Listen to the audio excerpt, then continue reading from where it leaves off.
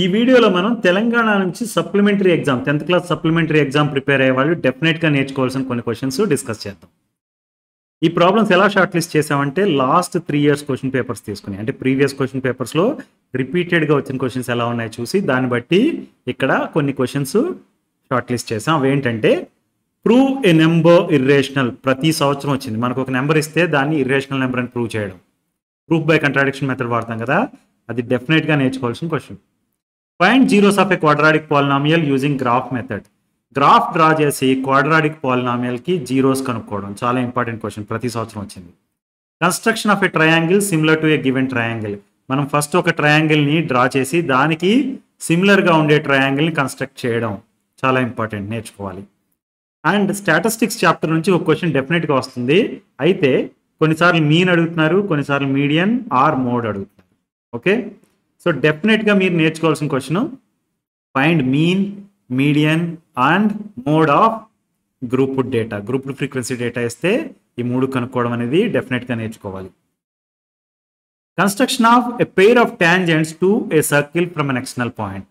Circle బయట ఉన్న ఒక పాయింట్ నుంచి pair of tangents to a circle draw చేయడం అనేది, కన్స్ట్రక్షన్ ఎలా చేయాలనేది ఇంపార్టెంట్ క్వశ్చన్. ఇది కూడా మీరు డెఫినెట్గా నేర్చుకోండి. ఓకే, ఈ ప్రాబ్లమ్స్ అన్నీ కూడా మీరు ప్రాక్టీస్ చేయడం కోసం ఈ వీడియో చివరి వరకు చూడండి.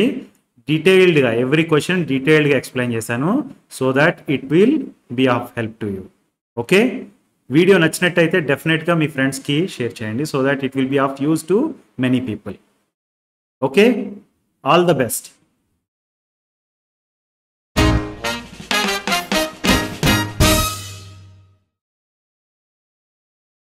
Prove that 2√3 plus √5 is an irrational number. ఎప్పుడైనా ఒక నెంబర్ని ఇర్రేషనల్ నెంబర్ అని ప్రూవ్ చేయమంటే we go by proof by contradiction method.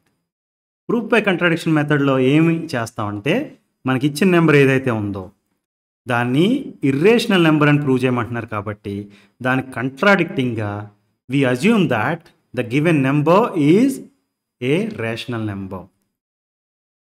Okay, let me assume that 2√3 plus √5 is a rational number. Okay, rational number anagane you have to remember that it is a ratio of two integers, where p by q formula rastam kada rational number ante, where p and q are integers, right? Since 2√3 plus √5 is a rational number anukuntunnam kabatti I write it as ratio of two integers, okay, that are a and b. 2√3 plus √5 is equal to a by b. ఇక్కడ మీరు గుర్తుపెట్టుకోవాల్సింది ఏంటంటే a and b are co-prime numbers. Okay, a and b are co-prime numbers అంటే ఏంటంటే దాని meaning a and b have only one common factor, that is number 1. Okay, for example 3 and 5, these two are co-prime numbers. ఎందుకంటే 3కి 5కి only 1 common factor ఉంటుంది, number 1, right? And 3/5 అనేది it is a rational number or a fraction which is in its simplest form, right? 3/5. So ఇక్కడ 3 and 5 అనేవి co-prime numbers. At the same time they are integers also, right? So a and b అనేవి co-prime numbers అనుకుంటున్నాను నేను. So 2√3 plus √5 equal to a by b అని ఉంది కదా, let us simplify this. దీన్ని simplify చేయడానికి మనం ఏం చేద్దామంటే ఈ 2√3 ఉంది కదా, ఈ టర్మ్ని ఇటు పక్కకు తీసుకెళ్ళిపోదాం. ఓకే, మీరు గుర్తుపెట్టుకోండి ఇక్కడ ఈ ఎక్స్ప్రెషన్లో చూస్తే కనుక there is √3 and there is √5.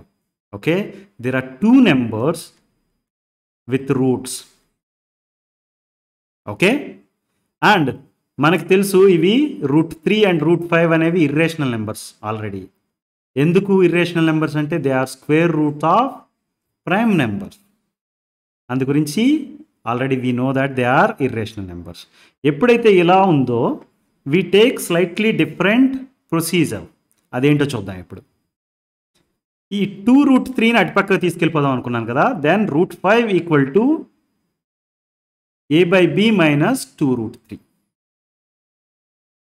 Okay, ఇలా 2 నెంబర్స్కి √3 లేనప్పుడు what we were doing is we were simply writing this as a by b minus 2√3 divided by 1 అలా రాసేసి ఎల్సిఎం తీసుకుని ఇలా చేస్తున్నాం, రైట్? బట్ ఇక్కడ అలా చేయలేం. మీరు చూడండి, ఇటు పక్కన రూట్ ఉంది, ఇటు పక్కన రూట్ ఉంది. సో ఇలాగ ఉన్నప్పుడు మనం ఫాలో అవ్వాల్సిన స్టెప్ ఏంటంటే we square on the both the sides of this equation. Square on the both the sides అంటే √5కి హోల్ స్క్వేర్ చేయండి and a by b minus 2√3 whole square చేయండి. √5 whole square is straightforward, it is 5. మనకి x minus y whole square అనే formula తెలుసు కదా, x square plus y square minus 2xy, right? ఇక్కడ చూస్తే a by b minus 2√3 whole square ఉంది. ఇది x ప్లేస్లో a by b ఉంది, y ప్లేస్లో 2√3 ఉంది, right? So let's use this formula to expand this. అలా చేసినప్పుడు ఏమవుతుంది, ఇది a by b whole square plus y square అంటే 2√3 whole square minus 2 into a by b into 2√3, right? This can be written as a by b whole square plus 4 times 3 minus 4a by b √3. Right? 4 minus 3 is 12. So let's write that. 5 equal to a square by b square, that is a by b whole square, plus 4 times 3, that is 12, minus 4a by b √3. దీన్ని ఫర్దర్గా simplify చేద్దాం.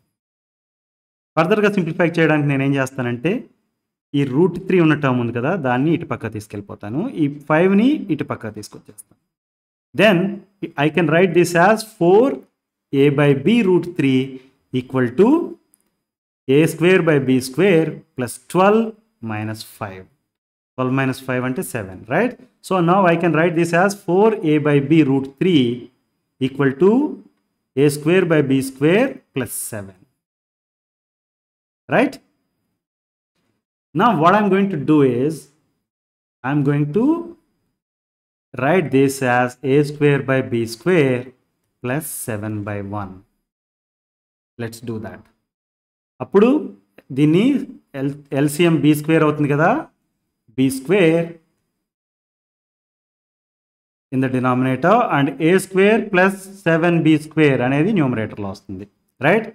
4a by b √3 equal to a square plus 7b square divided by b square. Now ఈ 4a by b ఉంది కదా, దాన్ని అటుపక్క తీసుకెళ్ళిపోదాం. అటుపక్క తీసుకెళ్తే 4a డినామినేటర్లోకి వస్తుంది, b న్యూమరేటర్లోకి వస్తుంది, right? Let's write that. √3 equal to a square plus 7b square by b square divided by 4a, right? ఈ b అండ్ ఈ b స్క్వేర్లో ఒక b క్యాన్సిల్ అయిపోతే what you have is √3 equal to a square plus 7b square divided by 4ab. Right? So let's take a note of this. మనకి a అనేది b అనేది integers అని చెప్పాం and of course we said that they are co prime numbers also. A and b అనేవి integers అయితే okay, a square plus 7b square అనేది integer అవుతుందా? Integer అవుతుంది, రైట్? అండ్ 4 times ఏబి అనేది కూడా ఇంటీజర్ అవుతుందా? అది కూడా ఇంటీజర్ అవుతుంది. అంటే we can say that here this is a ratio of 2 integers. Ratio of 2 integers ఏదైతే ఉందో ఆ నెంబర్ని రేషనల్ నెంబర్ అంటాం, right? It means a square plus 7b square divided by 4ab is a rational number. Okay, RHS of equation rational number అయితే LHS కూడా automatically rational number అవ్వాలి, right? It means or it implies that √3 is a rational number. But మనకు తెలుసు √3 అనేది irrational number అని, right? Whatever we obtained now, it is contradicting with the fact that √3 is an irrational number. Okay, ఈ contradiction ఎందుకు వచ్చింది అంటే whatever assumption we made in the beginning, is wrong. Understood? For that reason, we are getting this contradicting answer. So we rectify the mistake we made and say that 2 root 3 plus root 5 is not a rational number, it is an irrational number. Please note this. Hence we conclude that 2 root 3 plus root 5 is an irrational number. Understood? Draw the graph of p of x equal to x square plus 2x minus 8 and find the zeros of the polynomial. మనకి graph ఎప్పుడైతే గీయమన్నారో we have to create a table, right? x and p of x తోటి different values of ఎక్స్కి p of x values కనుక్కొని tablet చేయాలి. అయితే x value range ఎలా కనుక్కోవాలి? మనం ఏ రేంజ్ తీసుకోవాలి? 0 నుంచి 10 తీసుకోవాలా, లేకపోతే 10 నుంచి 20 తీసుకోవాలా? ఇలాంటి క్వశ్చన్ ఉంది కదా, దాన్ని అడ్రస్ చేయడం కోసం ఒక సింపుల్ ట్రిక్ చెప్పాను కదా నేను. అదే ట్రిక్ ఇక్కడ కూడా ఫాలో అవుతున్నాం. బట్ మీరు ఆ ట్రిక్ని రఫ్ పేపర్లో సాల్వ్ చేయండి. Don't put that in the main paper. Okay, అదేంటి అంటే కనుక the zeros are going to be x equal to minus b plus or minus square root of b square minus 4ac divided by 2a. ఈ formula use చేద్దామని అనుకున్నాం, right? ఇవి దేనికి zeros రాబాయి అంటే a x square plus b x plus c అనే quadratic పాలినామియల్కి zeros, right? మనకి ఇచ్చిన ఎక్స్ప్రెషన్ చూస్తే కనుక ఏ ప్లేస్లో 1 ఉంది, బి ప్లేస్లో 2 అండ్ సి ప్లేస్లో -8 ఉంది, right? So let us substitute -2 plus or minus square root of b square, that is 2 square minus 4 times a times c divided by 2a, right? Then simplify just the -2 plus or minus square root of 4 minus, so 4 plus 4 times 8, that is 32 divided by 2. This can be written as -2 plus or minus square root of 36 divided by 2, that is -2 plus or minus 6 divided by 2, right? Plus తీసుకున్నాం అనుకోండి, అప్పుడు ఏమవుతుంది? X equal to -2 plus 6 divided by 2, that is 4/2, that is equal to 2, right? Minus తీసుకున్నాం అనుకోండి, X value ఇక్కడ minus తీసుకుంటే ఏమైంది? -2 minus 6 divided by 2, that is -8/2, that is -4. So x value ఏంటి? 2 and -4. These are the zeros of given quadratic polynomial. మీకు already తెలిసిపోయింది graph గీయకండి అని. కానీ నేనేం చెప్తానంటే ఇది మనకి చేయాల్సిన ప్రొసీజర్ కాదు, ఎగ్జామ్లో మార్క్స్ కోసం. ప్రొసీజర్ ఏంటంటే గ్రాఫ్ ఫాలో అవ్వాలి, రైట్? అంటే ఇప్పుడు మనకి ఎక్స్ వాల్యూ రేంజ్ ఏం తీసుకోవాలో మనకు తెలిసిపోయింది.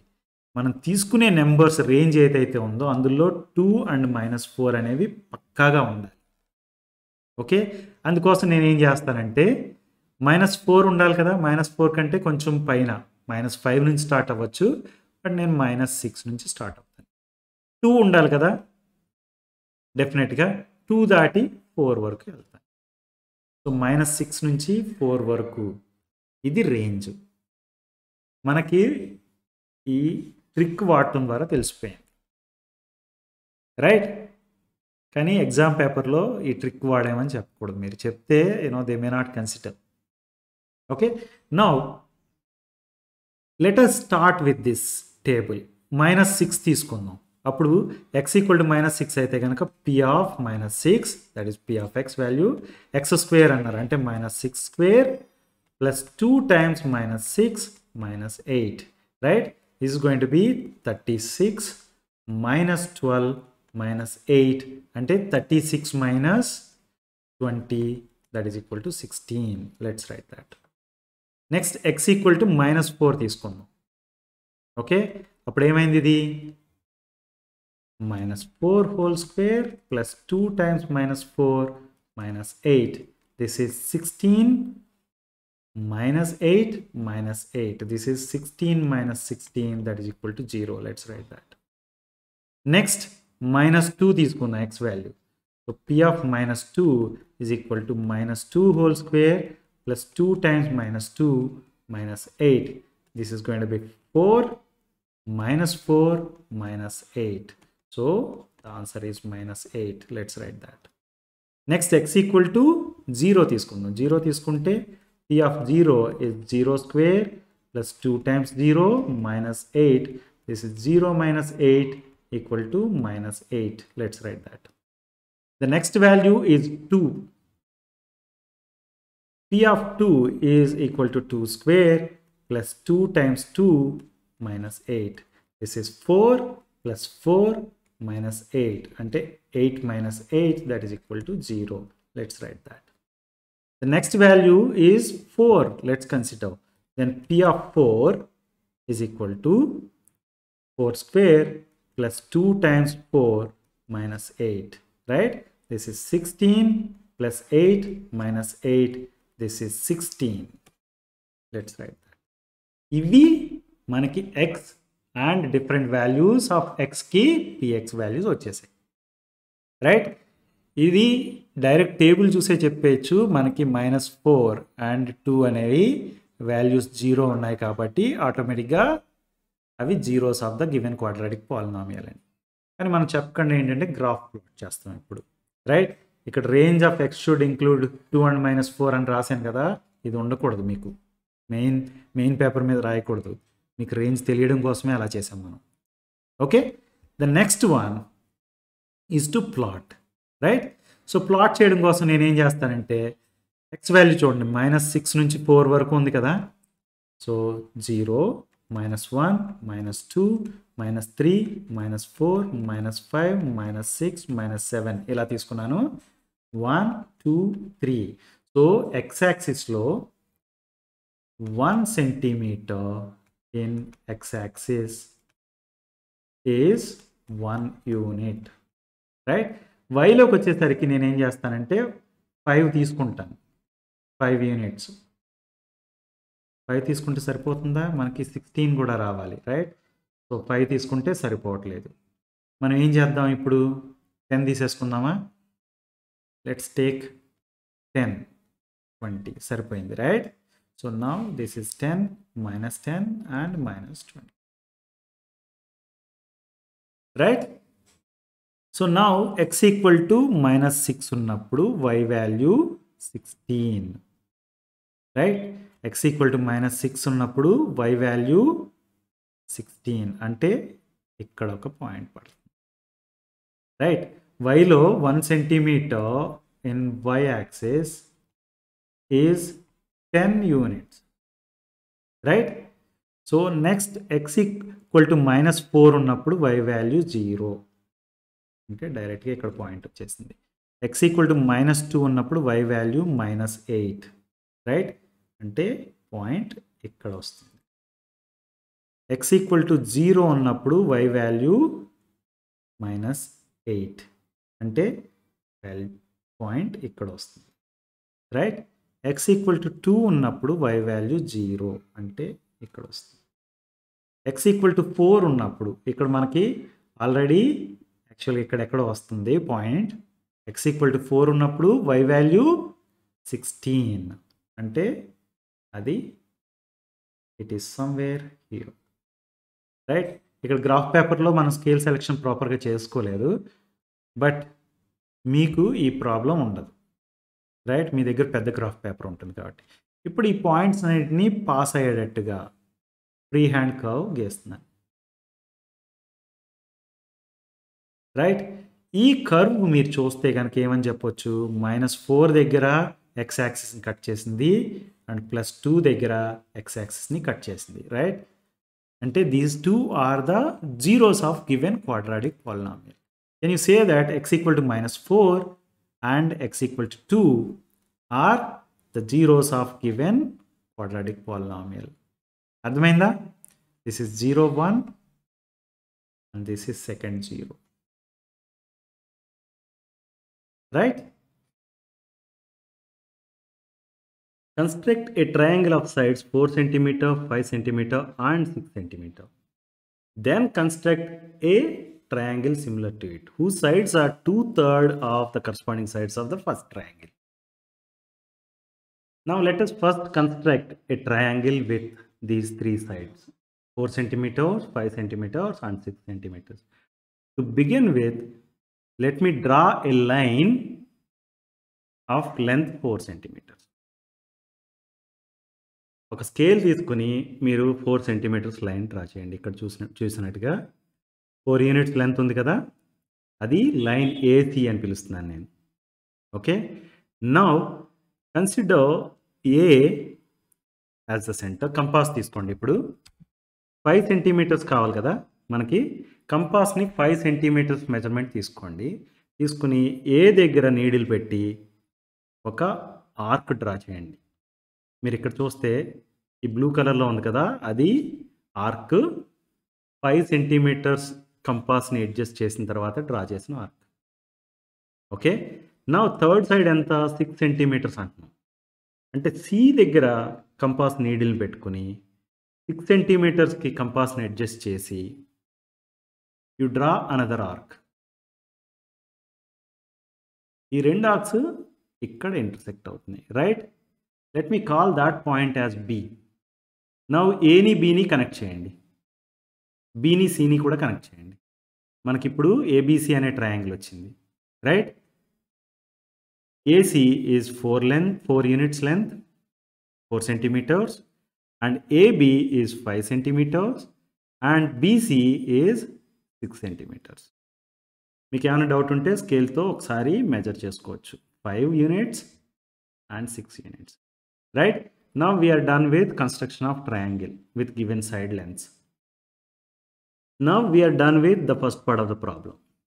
Now we have to construct a triangle similar to this, right? దాని కోసం ఏం చేస్తానంటే ఏ అనే పాయింట్ ఉంది కదా మనకి, దాని నుంచి ఏఎక్స్ అనే రేన్ ఒక దాన్ని డ్రా చేస్తాం. మీరు బి నుంచి కానీ సి నుంచి కానీ కూడా డ్రా చేయొచ్చు, నో ప్రాబ్లం.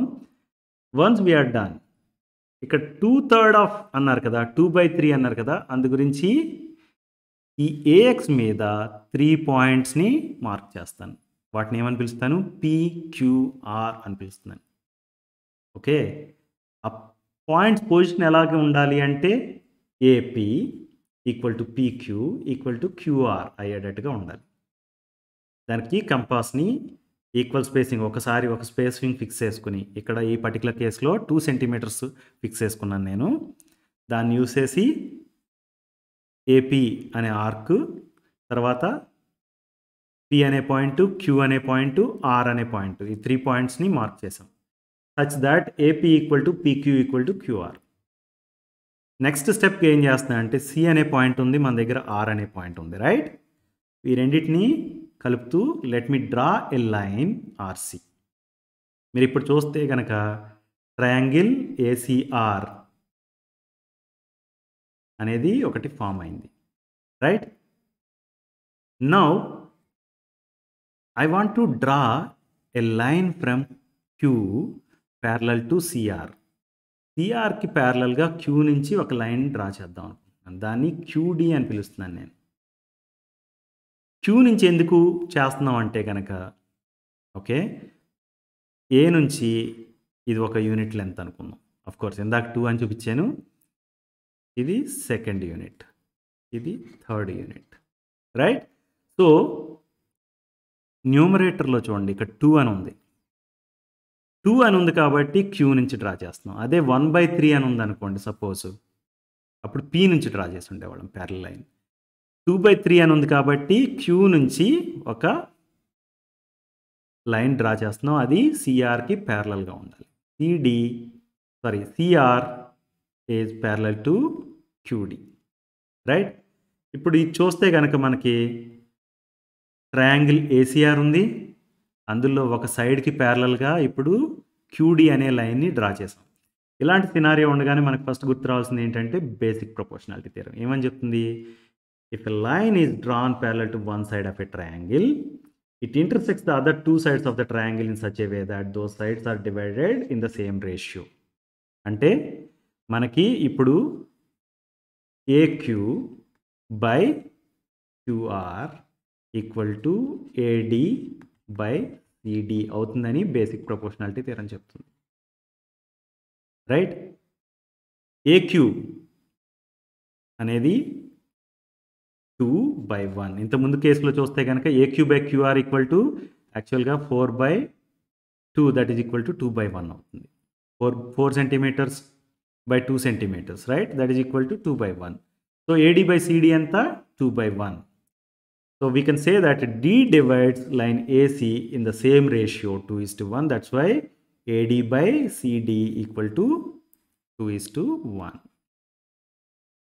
దీన్నే ఇప్పుడు AD/AC అన్నాం అనుకోండి. AD/AC అంటే that is going to be 2/3, right? So AD/AC equal to 2/3. దాన్ని ఎలా రాయొచ్చు? AD equal to 2/3 AC. అంటే AD అనే side, now you have ADQ అనే ట్రయాంగిల్ ఫామ్ అయింది కదా. ట్రయాంగిల్ ADQ అనేది కనిపిస్తుందా మీకు? ట్రయాంగిల్ ADQలో ఒక సైడ్ AD అనేది ఉంది కదా, అది 2/3 ఆఫ్ AC. మనకి కరస్పాండింగ్ సైడ్లో 2/3 ఉండేటట్టుగా కావాలని అడిగారు కదా. సో ఇది కన్ఫర్మ్ అయిపోయింది. AD అనేది 2/3 of AC. Now let us draw a line parallel to BC.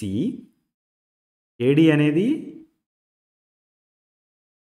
2/3 of AC అని తెలిసిపోయింది, రైట్? 2/3 ఆఫ్ AC అని తెలిసిపోయింది కాబట్టి now what I am going to do is I want to draw a line parallel to BC from D. ఈ D అనే పాయింట్ని use చేసుకుని ఒక ప్యారలల్ లైన్ డ్రా చేయాలి. దేనికి ప్యారలల్ లైను? BCకి డ్రా చేస్తే దాన్ని I'm calling it as D. Okay, now ఈ డివైడ్ బేసిక్ ప్రపోర్షనాలిటీ థియరం ప్రకారం ఇది 2:1 రేషియోలో ఉంది కాబట్టి బేసిక్ ప్రపోర్షనాలిటీ థియరం ప్రకారం ఇది కూడా 2:1 రేషియోలోనే ఉంటుంది, రైట్? సో ఈ divides line AB in the ratio of 2:1. That's why AE/EB equal to 2/1. AE/EB equal to 2/1 అయితే AE/AB ఏమవుతుంది? 2/3 అవుతుంది, రైట్? అంటే AE is 2/3 of AB. Got it? 2/3 of AB అంటే మనకి ఆల్రెడీ AD అనేది ఒక సైడు, AE అనేది ఇంకొక సైడ్గా ఉన్న ట్రయాంగిల్ ఫామ్ అయిపోయింది. సో ఇప్పుడు ఆ రెండు ట్రయాంగిల్స్, మన దగ్గర ఉన్న ట్రయాంగిల్స్ ఏంటి? Triangle ABC, triangle AED. ఈ 2 ట్రయాంగిల్స్ ఉన్నాయి కదా.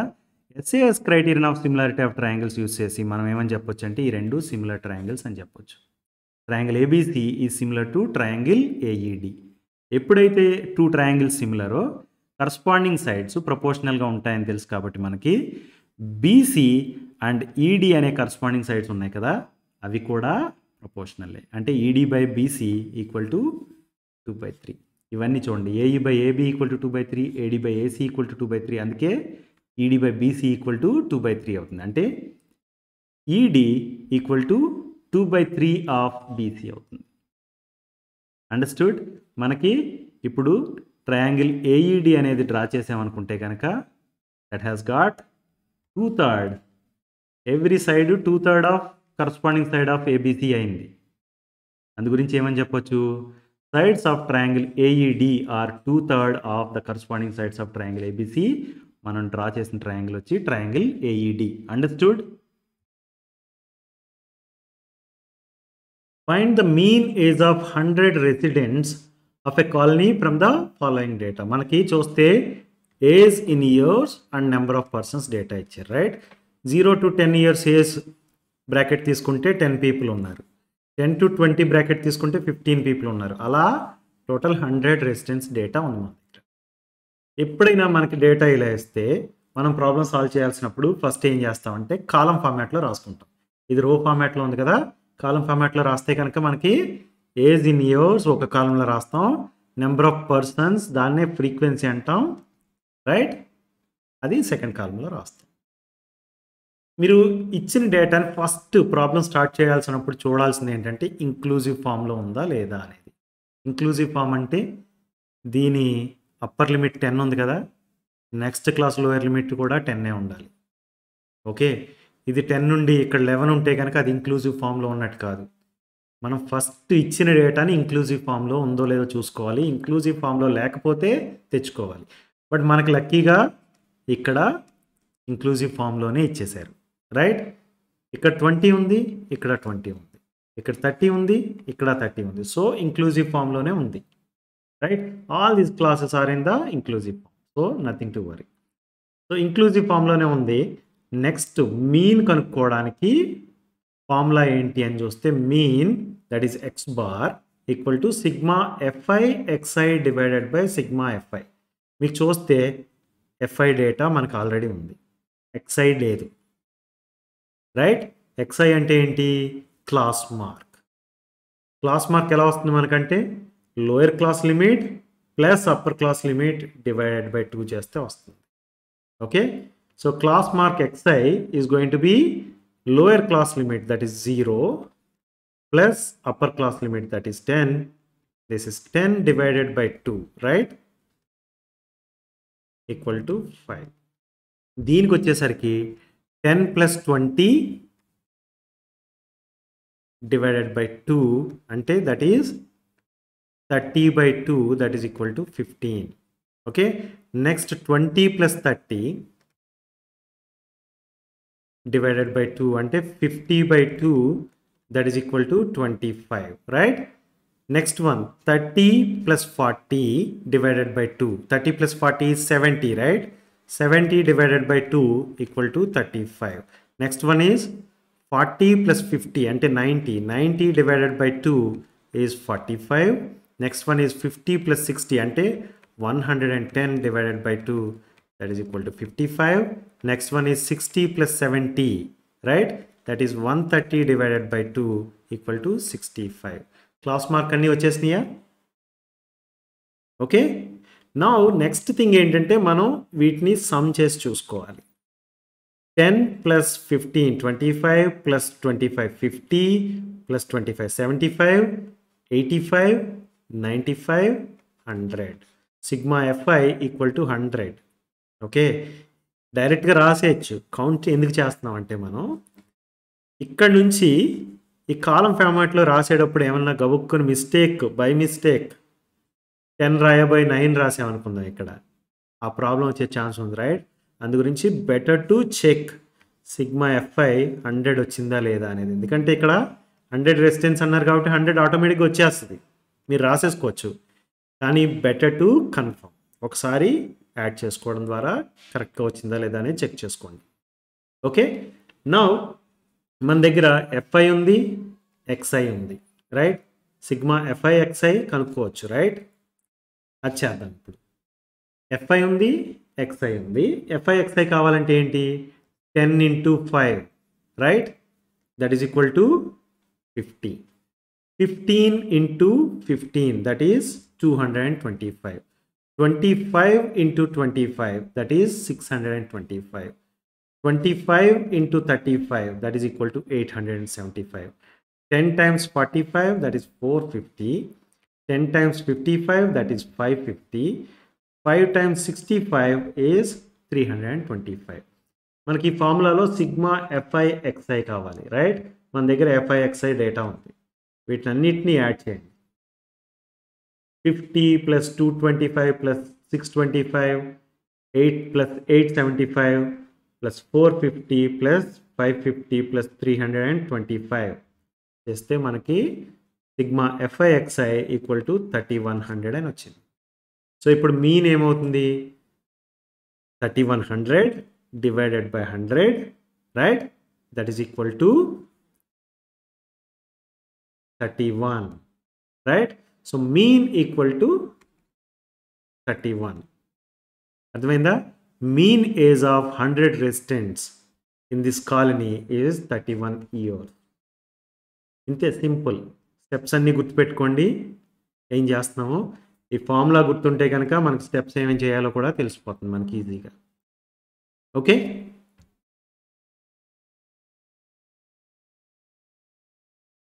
Find the median of the following data. మనకి క్లాస్ ఇంటర్వెల్ అండ్ ఫ్రీక్వెన్సీ అనే డేటా ఇచ్చారు. ఈ డేటాని యూస్ చేసి మీడియన్ కనుక్కోవాలి. అయితే ఈ ప్రాబ్లంలో మీరు చూస్తే ఇక్కడ 15 ఉంది upper limit, next class lower limit వచ్చేసరికి 16 ఉంది. రైట్, రెండు సేమ్ నెంబర్ లేదు. ఇంతకుముందు ప్రాబ్లంలో అయితే సేమ్ నెంబర్ ఉంది, ఈ ప్రాబ్లంలో డిఫరెంట్గా ఉంది. రైట్, అంటే మనం ఏమని చెప్పొచ్చు, ఇక్కడ క్లాసెస్ ఏవైతే ఇచ్చారో అవి ఇంక్లూజివ్ ఫామ్లో లేవు అని చెప్పొచ్చు. రైట్, ఇంక్లూజివ్ ఫామ్లో లేనప్పుడు మనం ఏం చేస్తామంటే, ఇది 16 ఉంది కదా, 16 minus 15 divided by 2, that is 1 divided by 2 equal to 0.5. ఇది కనుక్కోవాలి మనం. ఓకే, ఈ రెండింటి మధ్య డిఫరెన్స్ 1 ఉంది కదా, ఇక్కడ కూడా చూడండి 1 ఉందా డిఫరెన్స్, ఇక్కడ కూడా 1 ఉంది. Right, so 1/2 that is equal to 0.5. సో ఈ 0.5తో మనకి అవసరం ఏంటంటే, we are going to subtract 0.5 from lower limit of every class. Okay, for example lower limits చూసామనుకోండి, ఇక్కడ మనకి 11 ఉంది, ఈ క్లాస్కి అయితే 16 ఉంది, ఈ క్లాస్కి నెక్స్ట్ క్లాస్ 21, 26, 31 అండ్ 36 అని ఉన్నాయి. Right, lower limits. సో వీటిలోండి 0.5ని సబ్ట్రాక్ట్ చేసేయాలి. అర్థమైందా? ఇలా 0.5 సబ్ట్రాక్ట్ చేస్తే మనకి lower limit of new class వచ్చేస్తుంది. Right,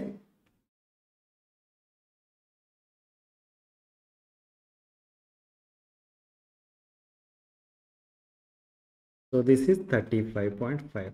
so this is lower limit of new class. okay, so subtract చేసేసాం.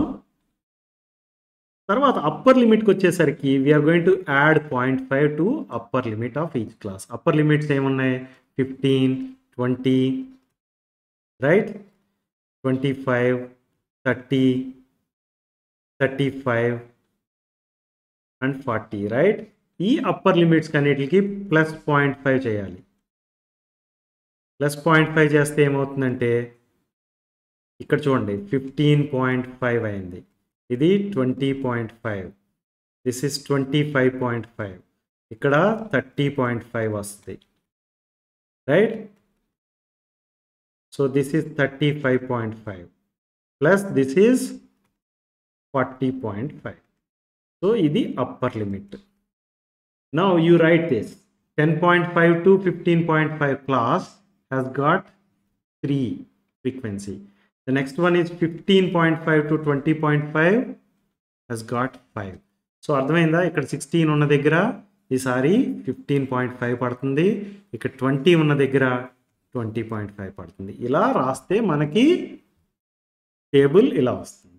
చూడండి, 10.5 to 15.5 ఈ పర్టికులర్ క్లాస్లో ఫ్రీక్వెన్సీ ఎంత, 3. నెక్స్ట్ 15.5 to 20.5 దాని ఫ్రీక్వెన్సీ ఎంత అవుతుంది, 5. అర్థమైందా? ఇలా రాసుకుంటే ఇప్పుడు చూస్తే మీరు ఈ క్లాసెస్ ఆర్ ఇన్ ఇంక్లూసివ్. అర్థమైందా? సో ఇలా మార్చుకున్న తర్వాత we can do rest of the procedure. Same మనం ఇంతకుముందు ప్రాబ్లంలో చేసినట్టే సాల్వ్ చేస్తాం. సో ఈ డేటా వచ్చేసిన తర్వాత we have to find median of this particular data. Okay, మనకు ఒరిజినల్గా ఈ డేటా ఇచ్చినా కానీ we have to now use this table to find the median. Okay, మీడియన్కి మనకి ఫస్ట్ క్యుములేటివ్ ఫ్రీక్వెన్సీ కావాలి, రైట్? అంటే you write this 3 as is 3 + 5 = 8, 8 + 9 that is equal to 17, 17 + 12 that is equal to 29, 29 + 7 that is equal to 36, 36 + 4 that is equal to 40. So total మన దగ్గర ఎన్ని 40 observations ఉన్నట్టు. Okay, నా median formula చూస్తే L + n/2 - CF / F × H. ఇక్కడ L అంటే lower boundary of the median class, N అంటే number of observations, 40 తెలిసిపోయింది కదా మనకి. Frequency of the median class F అంటే CF అనేది cumulative frequency of class preceding the median class, H అనేది median class size, right? ఈ అన్నిటిలోని మనకి మీడియన్ క్లాస్ అనేది తెలిస్తే కానీ మిగిలింది ఏమీ చెప్పలేము. మీడియన్ క్లాస్ డెఫినేషన్ ఏమని చెప్తుందంటే, it is the earliest class whose cumulative frequency is greater than n/2. n value 40, n/2 value ఎంత అవుతుంది, 40/2 that is equal to 20, right? So ఈ క్యుములేటివ్ ఫ్రీక్వెన్సీ డేటాను చూసుకుంటూ వస్తే 29 అనేది 20 కంటే పెద్ద నెంబర్, రైట్? అంటే ఈ క్లాస్ ఏదైతే ఉందో అది మీడియన్ క్లాస్ అవుతుంది. 25.5 to 30.5 ఉంది కదా, అది median class. So lower boundary of the median class ఏంటి? 25.5. This is 25.5, right? And frequency of the median class is 12, right? Cumulative frequency of the class preceding the median class. Class preceding the median class ఇది కదా, అక్కడ cumulative frequency 17, right?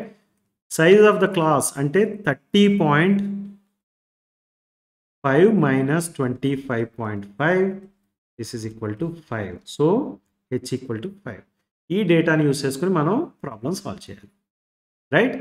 Now you substitute.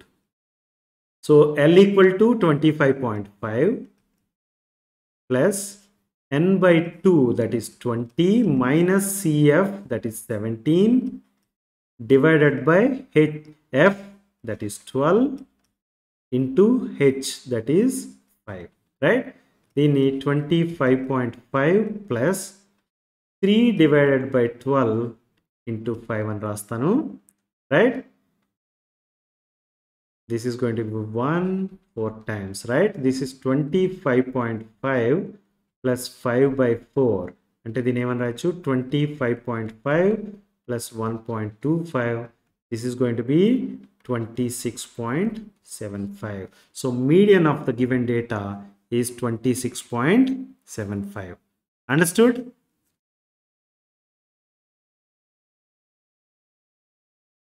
Find the mode of the following data. మన దగ్గర చూస్తే class interval ఇచ్చారు, frequency data ఇచ్చారు, right? మనకి mode అనగానే mode lies with in modal class, right? Model class అంటే ఏంటి? The class which has got highest frequency. ఈ ఫ్రీక్వెన్సీస్ చూడండి, 24, 40, 33, 28, 30, 22, 16, 7. వీటిలో హైయెస్ట్ నెంబర్ ఏంటి? 40.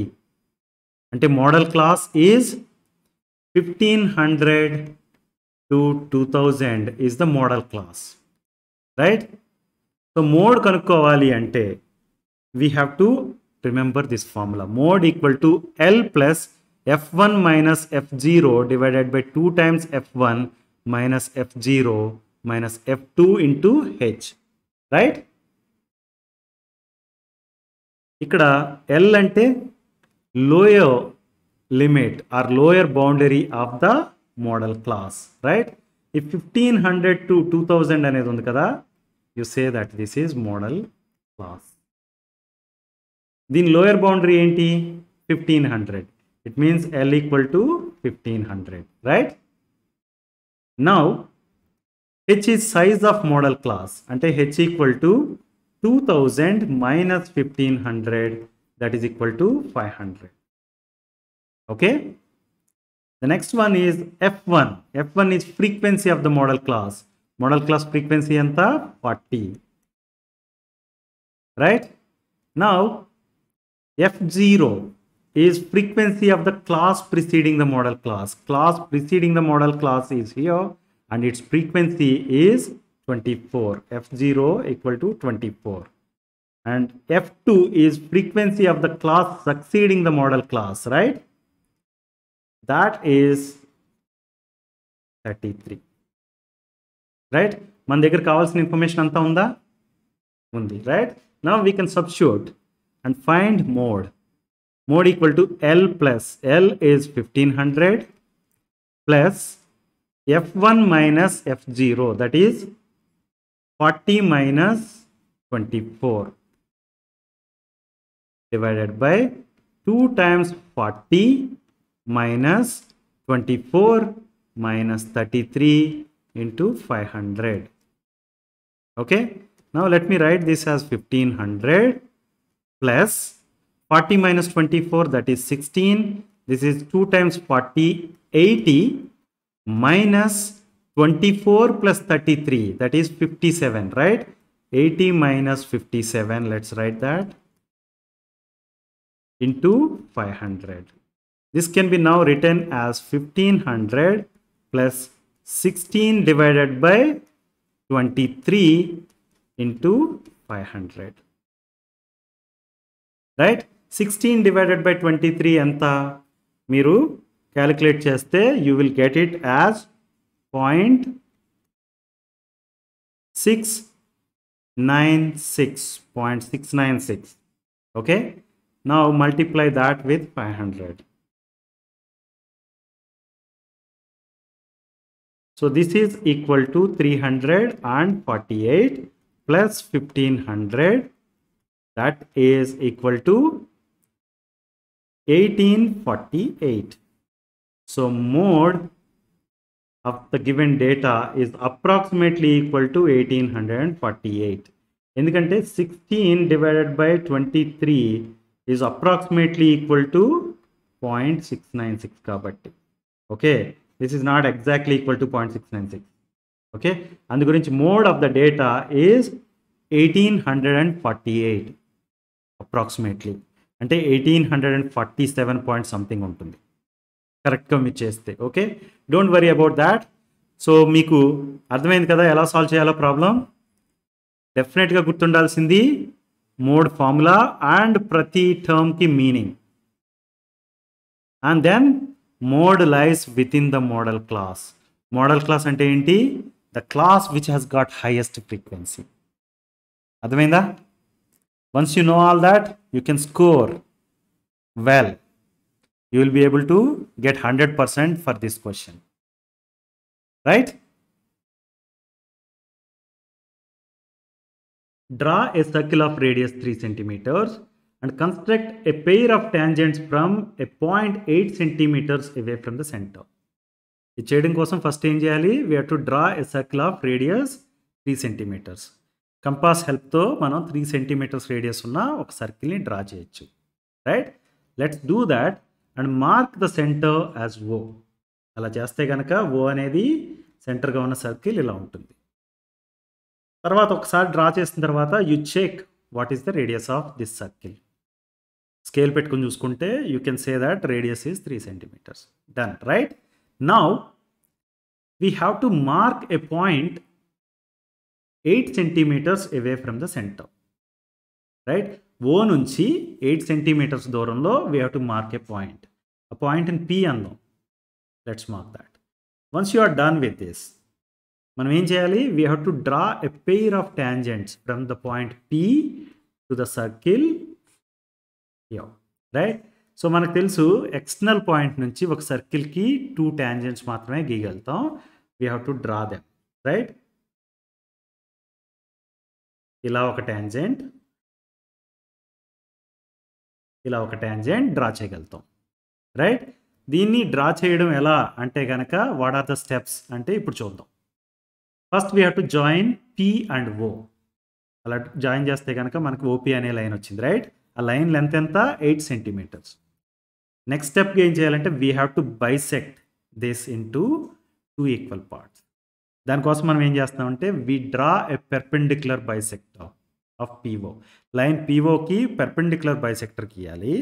గీస్తే we can divide line PO into 2 equal parts. అలా కాకుండా స్కేల్ యూస్ చేసి 8 centimeters కాబట్టి పిఓ అనే లైన్ 8 centimeters లెంత్ కాబట్టి 4 centimeters దగ్గర ఒక మార్క్ పెట్టుకోవచ్చు. బట్ సిస్టమేటిక్గా చేద్దాం అనుకుంటే కనుక draw a perpendicular bisector of line PO. అది కంపాస్ యూస్ చేసుకుని చేస్తాం. కంపాస్ నీడిల్ పి దగ్గర పెట్టండి. ఓకే, పెన్సిల్ పొజిషను సమ్వేర్ ఇక్కడ దాకా వచ్చేటట్టుగా స్ట్రెచ్ చేసుకోండి. అంటే హాఫ్ కన్నా ఎక్కువ ఉండేట్టుగా స్ట్రెచ్ చేసుకోండి. Then you draw 2 arcs as shown here. Okay, next pencil needle position ఏమి మారకుండా కంపాస్ని నీడిల్ పొజిషన్ ఇక్కడ తీసుకురండి. ఓ దగ్గరికి తీసుకొచ్చి you draw another pair of arcs. మీరు ఇక్కడ చూస్తే కనుక ఈ పేర్ ఆఫ్ ఆర్క్స్ ఇంటర్సెక్ట్ అవుతున్నాయి, right?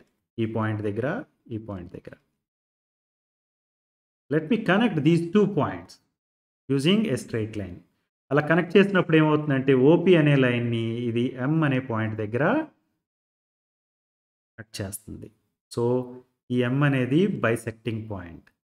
Okay, so we can now say that ఇప్పుడు మీరు స్కేల్ పెట్టి చెక్ చేస్తే కనుక పిఎం అనేది 4 centimeters, ఎంఓ అనేది 4 centimeters. సో 8 centimetersని ఈక్వల్గా డివైడ్ చేసినట్టు, right? point M divides PO into two equal parts. That's why we can say that PM equal to MO, right? Once you are done with this step, the next step is to draw a circle keeping M as the center and having radius R equal to PM or that is equal to MO. అంటే మన M అనే position దగ్గర needle పెట్టుకొని okay O దగ్గర pencil వచ్చేట్టు పెట్టుకుని you draw a circle. Okay ఇలా draw చేస్తే కనుక ఈ circle is intersecting the original circle at 2 points, right? 2 points చూడండి ఇక్కడ.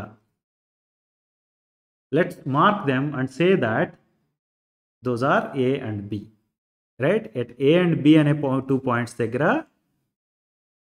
this circle is intersecting with the original circle, right? Now let me connect A and P. A and P connect చేస్తే I have a tangent now that is called AP or PA, and P and B connect చేస్తే I have another tangent that is PB, right? So PA and PB are the tangents to the given circle from the external point P, which is 8 centimeters away from the center of circle of radius 3 centimeters. Understood? ఎలా draw చేసాం అర్థమైంది కదా? ఈ steps అన్ని గుర్తుపెట్టుకోండి. You have to write down about the steps also and perform all this so that you have two tangents AP and PB. Right?